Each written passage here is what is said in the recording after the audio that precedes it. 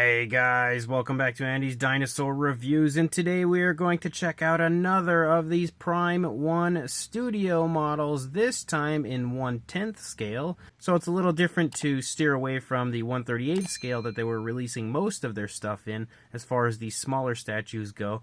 But obviously, a 1/38 scale Velociraptor wouldn't be too impressive, so we've got a 1/10 scale Velociraptor Echo. Now, I chose to go with Echo because Echo is actually my favorite when it comes to the Velociraptor squad. So I'm kind of going to base whether or not I buy the other three from the Raptor squad off of how good this one looks. So if this one looks pretty good, I might grab the others, and of course I'll review them for you guys. But if this one doesn't look so great, then I'm not too worried about it. But at the very least, then I'll have Echo, who again is my favorite. But you can see the box art looks pretty nice. You've got a nice image there of Echo there on the bottom of the box. Again, her name, as well as Prime 1 Studio and the Jurassic World logo.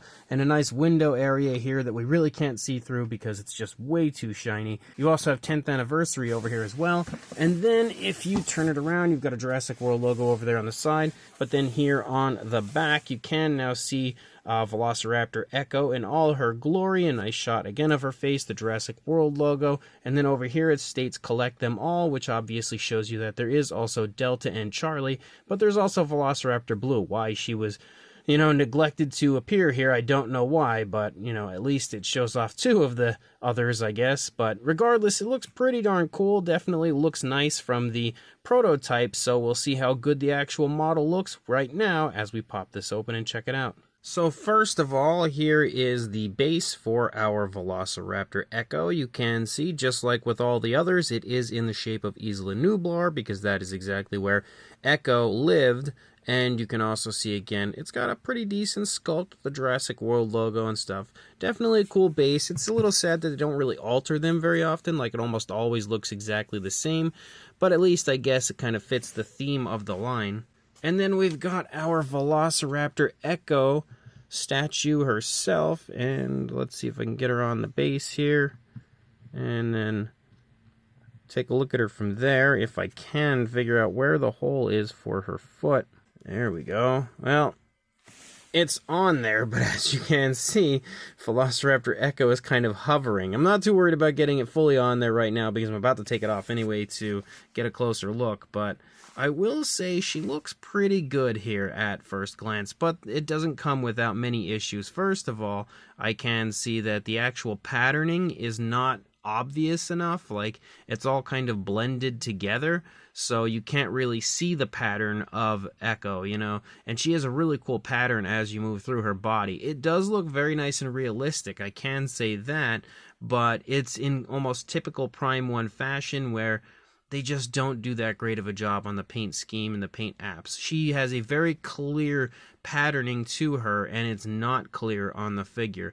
But another thing that I notice is that the tone of color for her patterning is off, whereas she has kind of a green on this figure in the film, and pretty much anything that I've seen for her, it's almost like a blue-green, definitely closer to a blue than anything. So that as well is a little off when it comes to what she looks like. But outside of those issues, I do think she looks good overall. Like, the actual paint application looks realistic and lifelike. It's just not perfect as far as the way she appears in Jurassic World. Regardless, it's still pretty awesome to have an Echo model like this. Something that I feel like is really cool because she's very underrated. She just doesn't get near as much love as she should. So let's jump to a closer look at her right now. So starting up here at the head sculpt of Echo, you can see the head sculpt looks really good when it comes to the actual texturing and the fine detail. She definitely looks nice overall, and specifically the eye looks really good. Look at how nicely painted the eye is, perfectly painted for sure. It also sports a nice gloss coat, helping to give her a very realistic look. And again, when you look through the face and everything, I think the texturing matches up pretty nicely. I think for the most part she looks pretty much as she does in the film. And even if the tones of color aren't perfect on her face, it does have a very nice realistic look. They did a pretty good job of adding in very subtle differences in color and overall giving her a pretty decent look in the face, except for right here on the snout. No, it's not focusing well, but there's like this very awkward, sort of like a random bright coloration that they've dry brushed over the face here, right on the snout. And luckily, I would rather look at her from the side, but that is ugly and doesn't look very good at all. It just looks super out of place and almost like a paint error, which it very well could be, I don't know. You can see the nostrils are sculpted out pretty nicely. They're also highlighted with a darker tone. And then when we look up here on the top of the head, you can see again some pretty nice subtle paint application, some variations of greens and stuff up here on the top of the head. As we begin to move back here into the neck, you can see that we got like a few little sort of small osteoderms picking up, lots of creases in the neck. And again, as I said earlier, rather than the almost like bluish tone that we're supposed to have for her, we just have a straight up green as we lead back. And you can also again see that the green is just kind of jumbled when it comes to the coloration. Like you can't notice the actual patterning or anything nearly as obvious as you could on her in the films. So I would say it's almost a little laziness on the part of Prime 1 because they just didn't want to put forth the effort to really capture that pattern and capture it nicely. Whereas here they could just kind of mass produce a figure that's like, kind of looks like Echo, we'll just go on with it. But you can see the paint application that is applied does look really nice and natural. I will say that the way that they've applied this has a very realistic look.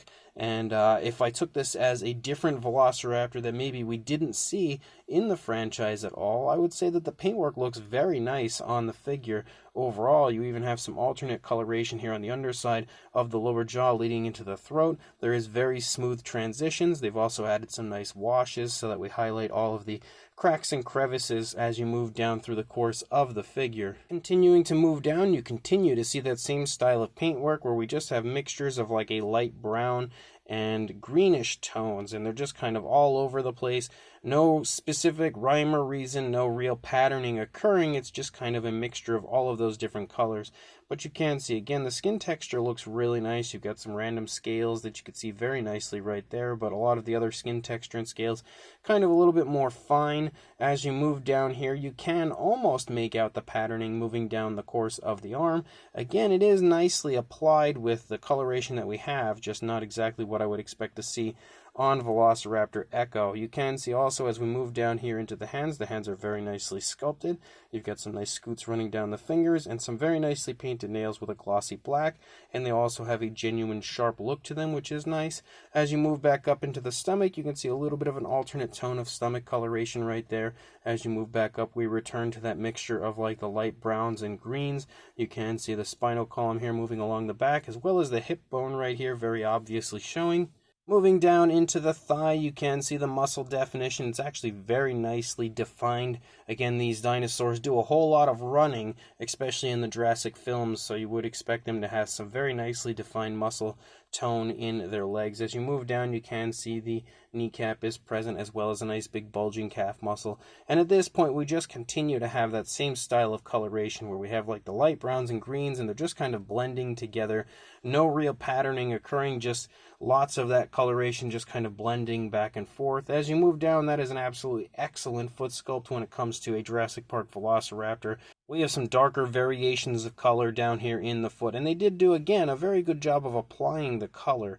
It's just not exactly as Echo looks. You've got very nicely sculpted nails. The nails, again, have a nice glossy look to them, and you can see, even specifically over there with that sickle claw, look how good the actual fine detail of the claw is. So no laziness when it comes to the sculpting of this figure at all. It is an excellent sculpt.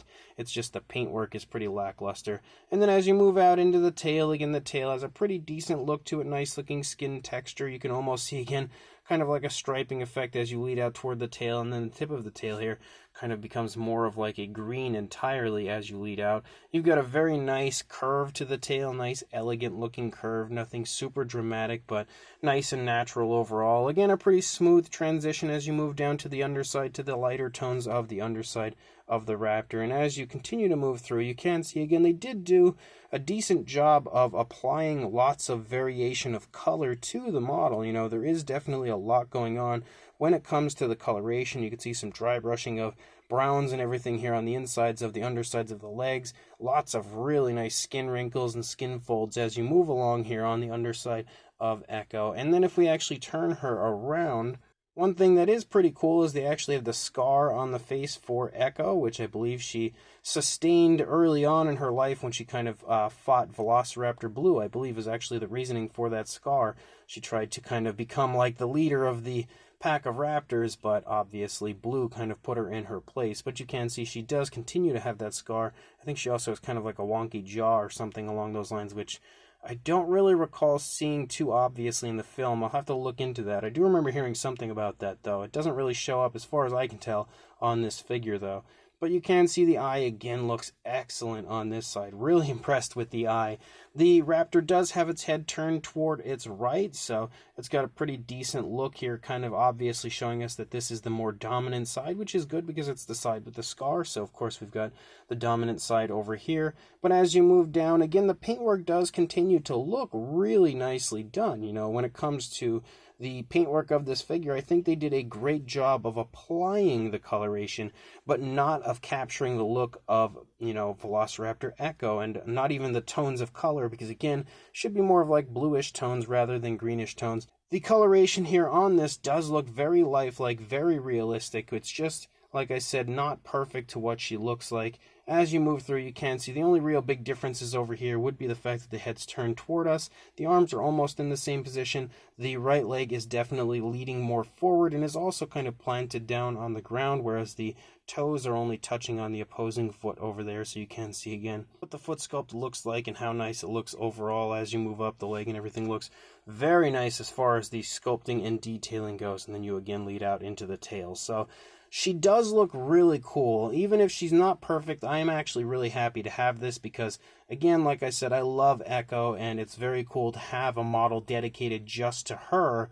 It's just that they could have done a better job on the actual patterning and the tones of color used. And then we've also got the base, and as I said, again, it is Isla Nublar, or at least it's in the shape of Isla Nublar, but you can see we've got a very nice Jurassic World logo. I really wish they'd put a little more color into these logos. They're always just kind of very dim, so they don't stand out as nicely as they could, but they look cool, I guess, for what they are. But you can see, again, we've got nice texturing, nice paintwork as you move through the base, you know, pretty much your standard. If you've seen one of these bases, you've seen them all when it comes to the paintwork and stuff, because they really don't differ them much at all. And then on the underside, you can see again 1/10 scale prime collectible figures, Echo, and you can see the limited edition number, which I have no idea how many are in this limited edition, but I now at least know what mine is, even if I don't know the overall number.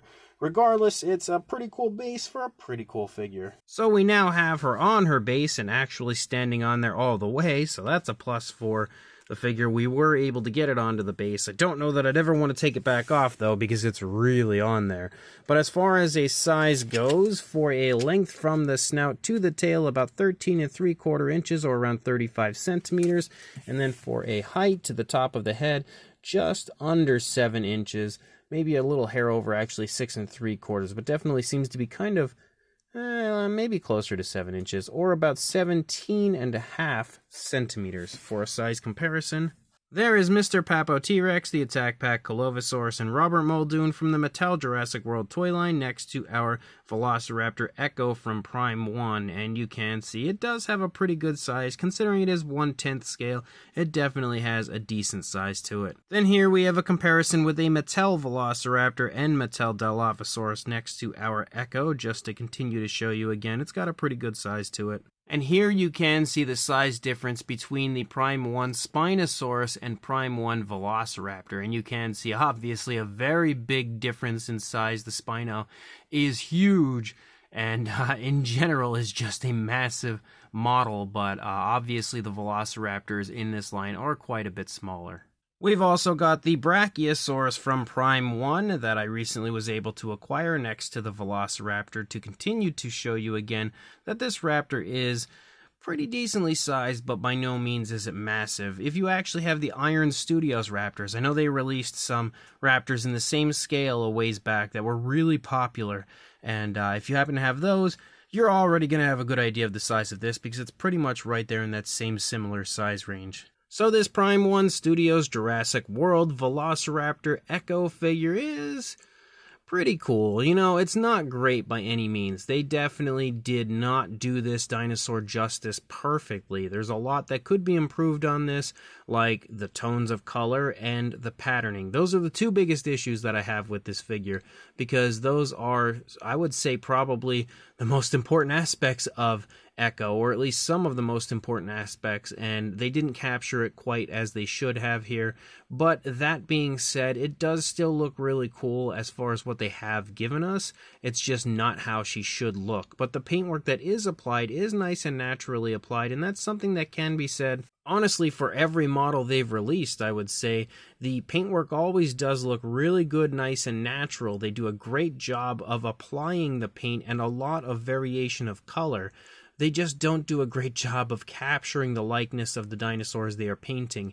You know, Rexy didn't look that great. The Spinosaurus didn't look that good. The Carnotaurus looked pretty decent, but not great. The Brachiosaurus absolutely is the best of the bunch that I've seen when it comes to the paintwork. And Velociraptor Echo, again, looks okay, but definitely doesn't look like she does in the film. She's got a pretty decent size, again being 1/10 scale. She looks pretty good here. She's big enough to be impressive and draw your attention, and that's pretty much all you can ask when it comes to a raptor figure like this, because if you were to keep this in the 1/38 size range that they were kind of following with many of the other species, this would be a very small figure. So it is nice to see that they did change and alter the size for this release, and not only this release, but of course the other raptors as well.